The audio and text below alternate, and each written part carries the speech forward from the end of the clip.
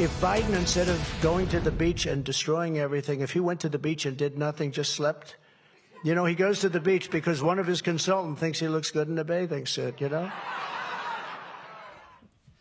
There you go. Lawrence caught up with former President Donald Trump in Rochester, New Hampshire, ahead of the first in the nation primary. Lawrence, tell us about it.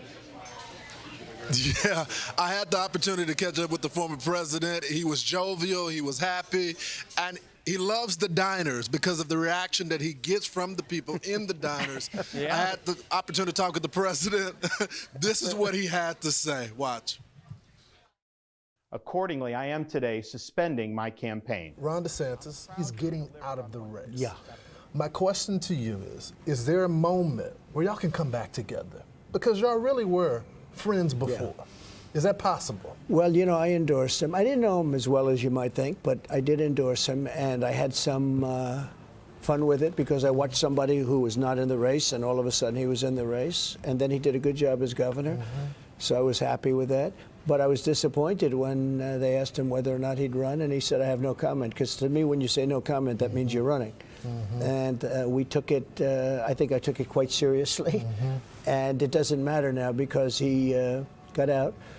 So that's water under the bridge now between totally. you As far as I'm concerned, look, he endorsed me. People say there's similarities between you and Ron DeSantis. Yeah. They're not saying the same thing between you and Nikki Haley. Will she be anywhere near your administration? I don't know. I mean, I just can't say it, but I don't want to rule people out. There's no reason to rule people out, but I think it's highly unlikely. I will say this, a lot of people in the base, MAGA is 95%. You have some rhinos left, but they're like on a resuscitator. Do you know what a resuscitator is? You probably don't. But they're, you know, barely breathing. So we'll see what happens. I think that we're going to have a tremendous Tuesday, and we're going to have a great result, just like we did in Iowa. Let's talk about immigration, because I'm a Texan. This has been impacting my state. Terrible. Isn't it amazing that Biden, for 3 years, has been trying to justify the invasion of our country, the destruction of our country? And you know what? Yesterday, for the first time, I said, did you see this interview? Because, you know, when he gets up to interview people, he has not too much idea where the hell he is. But he actually said, no, the border's not safe. I couldn't believe it. He finally said that. After 15 million people poured into our country, because I think the real number is probably, it's going to be 15 million by the time he's finished destroying our country. And we're going to have the largest deportation because you cannot, there's just no way it can be justified, Lawrence. There's no way it's sustainable. It is not a sustainable situation. Our border is the worst border in the history of the world, I believe. I believe it's the most unsafe border. There has never been a border in history for any country, including third world countries and banana republics. That's, again, that's a stage beyond third world, okay? That's been anywhere near this. This is a disaster for our country. I really think this is time now for everybody, our country, to come together. At your last victory speech, you were very calm. You have this different message of unity right now. Well, what is that about? Tell me about that. Not right now. No, I haven't done anything with. I would say that with Nikki, I haven't done anything. I'm very upset with her. She said I would never run. He was a great president. She worked for me like for 2.5 years, and she was okay. Not great. She was okay. But she said to everybody, in fact, when she left, I would never run against the president. He was a great president. On day one, Joe Biden ripped up the border. Yeah, terrible. Put regulations back in place. What's a day one like of a Trump presidency part 2?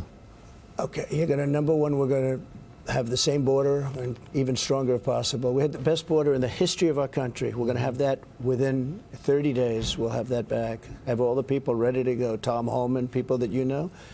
We have the best people. They're going to all ready to go. In fact, he said he's coming back into government if I get elected.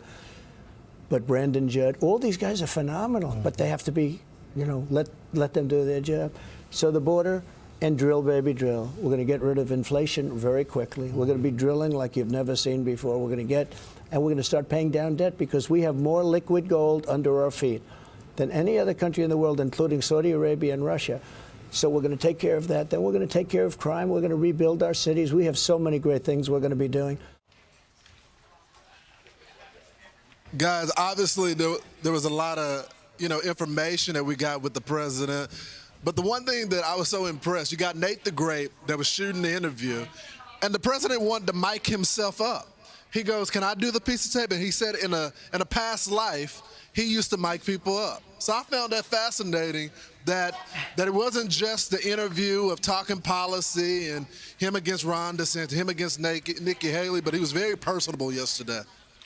So, Right. Yeah, the other thing is always likes to take control of the lighting, too. Yeah. It was like, no, that light doesn't work. That's way too powerful. You got to back that up. He'll take control. Brian, believe it or not, he loved the lighting yesterday. He did? He loved the lighting. He normally switches it up. Loved it. Indeed. Lawrence, thank you very much. Great from the Red Arrow Diner there in Concord.